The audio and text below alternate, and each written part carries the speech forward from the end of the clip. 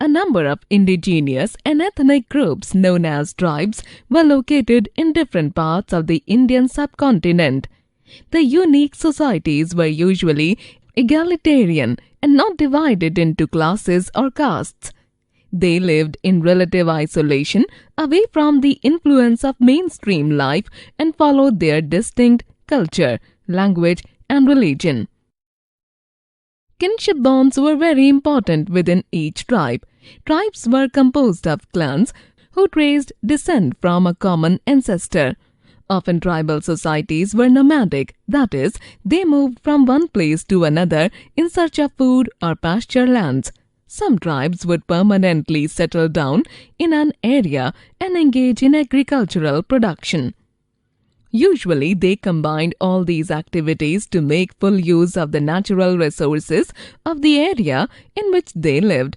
A tribal group controlled land and pastures jointly and divided these amongst the households according to its rulers. Tribal people usually lived away from cities in forests, hills, deserts, and even places difficult to reach. Characteristics of tribal societies in medieval period. Tribal people adopted different ways to secure a livelihood. Some tribal groups led a nomadic lifestyle as hunter-gatherers and animal herders. They reared animals such as cattle, goat, camel, sheep, or horses for their livelihood. Such nomadic pastoralists lived on milk and other products produced by their animals. They exchanged wool, ghee, etc. with people in towns and villages for grains, clothes, salt, utensils, etc. Certain pastoral tribes also used primitive technology to practice shifting cultivation. Economically, they were self-sufficient.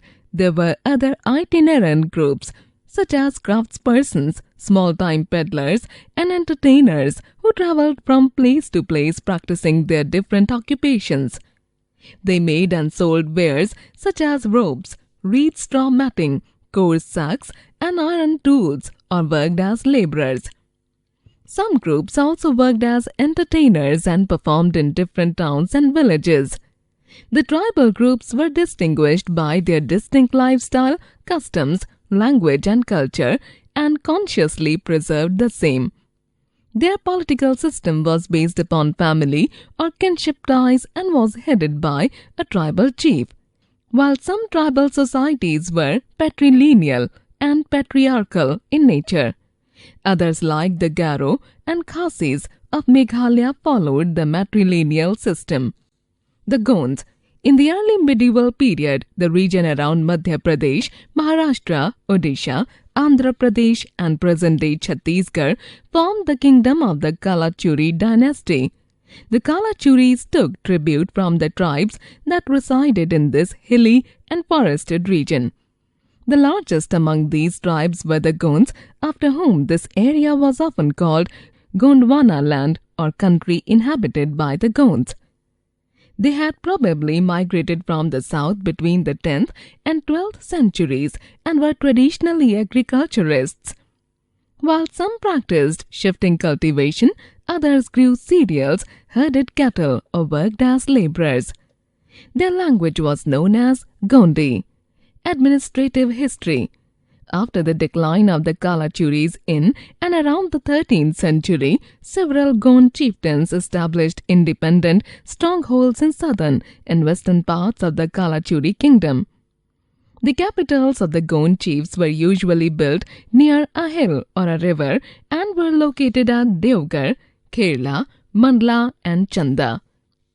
The large palaces, forts, and walled cities stand as a reflection of the immense power and wealth of the Gond tribe. They paid occasional tributes to the Mughals and managed to maintain their independence fairly well.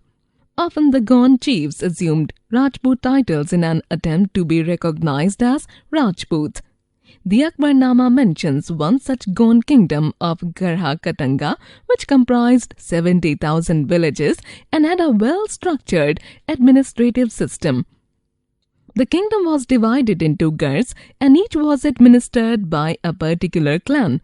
The Gars were divided into units of 84 villages known as Chaurasis, which were further subdivided into Barhots, made up of 12 villages each.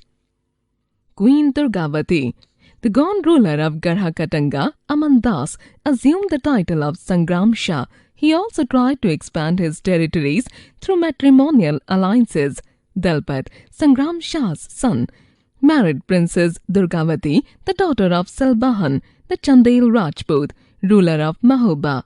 Dalpat Shah died in 1548 CE, leaving behind a minor son, and Rani Durgavati assumed the reins of government in her hands. A feisty and courageous ruler, she was instrumental in initiating many projects for the welfare of the people. Military expeditions sent by the Delhi Sultans and the Mughals often plundered the Gond kingdoms, which lay en route to South India. In the 16th century, Akbar sent an army under Asif Khan to conquer the Gond kingdom of Garhakatanga. It was a rich state and had earned much wealth by exporting wild elephants to other kingdoms. Rani Durgavati put up a brave fight, but the Mughals emerged victorious and captured a huge booty of precious coins and elephants. The Gond chiefs often rebelled against the Mughals, and some regained independence after Aurangzeb's death. However, the Gond kingdoms were gradually taken over by the Marathas and Bundelas, who became powerful in the Deccan. Society.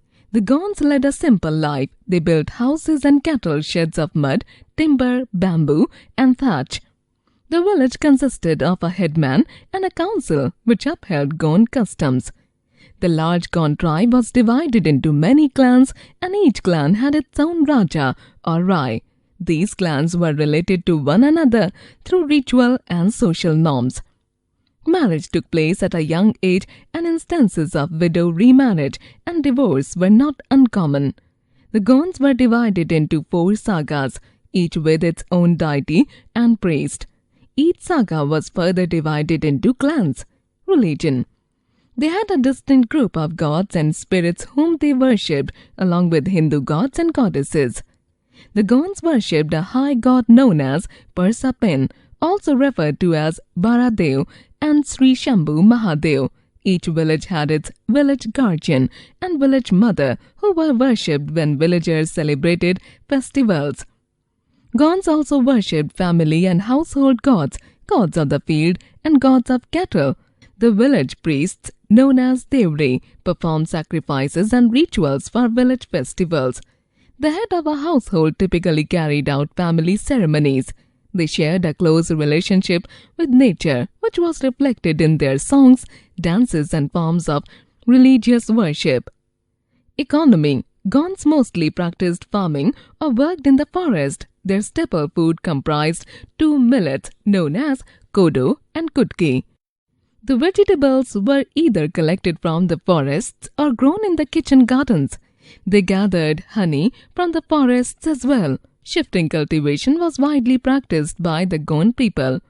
Cattle rearing, hunting, fishing, carpentry, metalwork, and making of bamboo baskets were the other important occupations.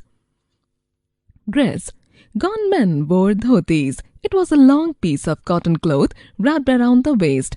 The women wore soft cotton saris along with the blouse. Both men and women wore ornaments made of silver.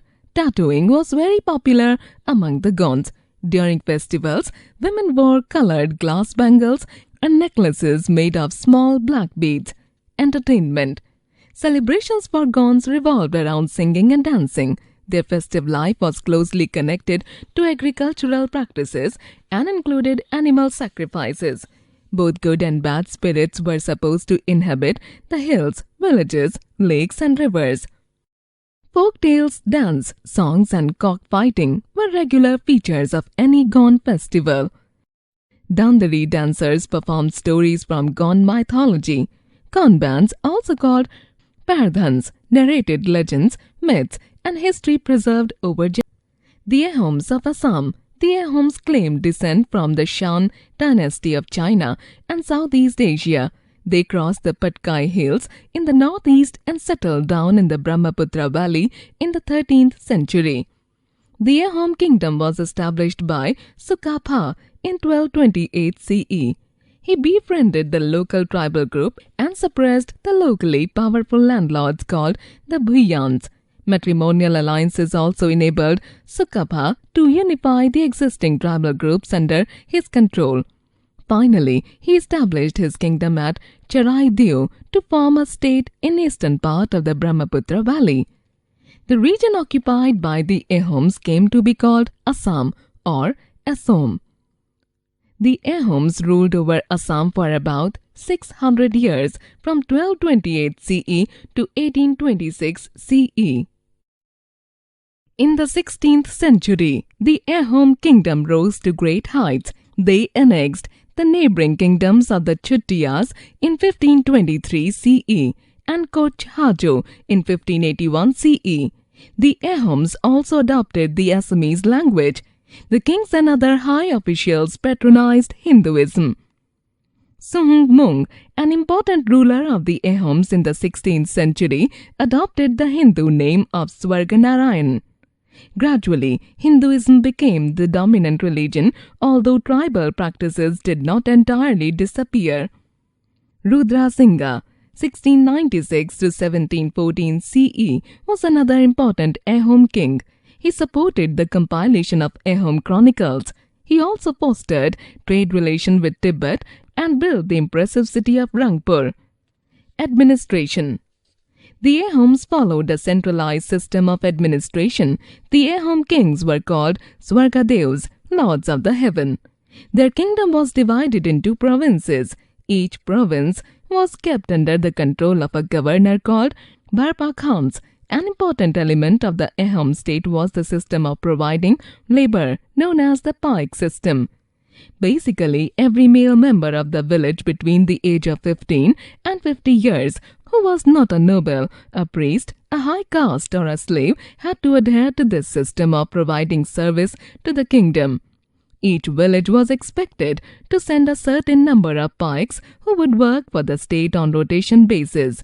In lieu of the services rendered, the pikes received 2 acres of land, which was neither transferable nor hereditary. Pikes participated in the construction of public works or in military service. This system proved useful, particularly since the Ahoms did not maintain a regular standing army. The pikes were organized into units called khels based upon the locality to which they belonged. Relationship with the Mughals. The relationship between the Ahoms and Mughals was always hostile, as the latter repeatedly attacked the former.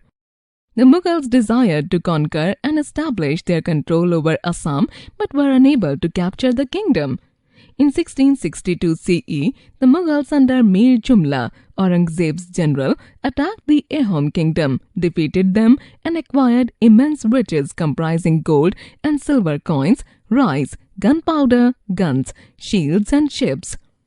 However, the Mughal control over the region did not last long. Due to heavy rainfall in the region, an epidemic broke out in the Mughal camp, which enabled the Ahoms to regain power. At the Battle of Saraighat, 1671 CE, the Mughals were defeated by the Ahoms. Later, the kingdom of Ahoms came under the control of the British in the 19th century. Economy. Wet rice cultivation was introduced by the Ahoms in Upper Assam, a combination of superior rice cultivation technology and a system of irrigation along with reclamation of land using dikes and embankment helped the Ahoms to establish the initial state structures. During the 16th century, coins were introduced in the Ahom kingdom and the kings also adopted the Mughal system of land measurement. Society. The Ahom society was divided into 7 main clans known as Satgharia Ahoms, Ahom of the 7 houses comprising the royal family, the nobility as well as the 4 priestly groups, while the remaining people came under the pike system. Caste versus tribe. The Varna system, with its 4 main castes, continued to be the backbone of medieval Indian society. The Brahmins commanded great respect in northern and southern Indian society. They were granted tax-free lands called Brahmadaya or agrahara by many rulers during the medieval period. The kings accepted the Brahmins to legitimize their role in return. Many social groups claimed legendary Kshatriya status and monopolized political power through warfare. The exact status of merchants and traders is not easy to know. While they enjoyed economic power, their caste and social status varied from region to region. However, it must be noted that the disabilities of the lower castes increased substantially. Out of the 4 original varnas, many new castes sprang up. The caste system also became rigid and the idea of untouchability increased. The tribal and nomadic communities, who did not adhere to the varna system, at times came into conflict with caste-based societies. Sometimes clashes occurred when tribes tried to retain their freedom and separate cultures, but in many cases the relationship between the two was symbiotic.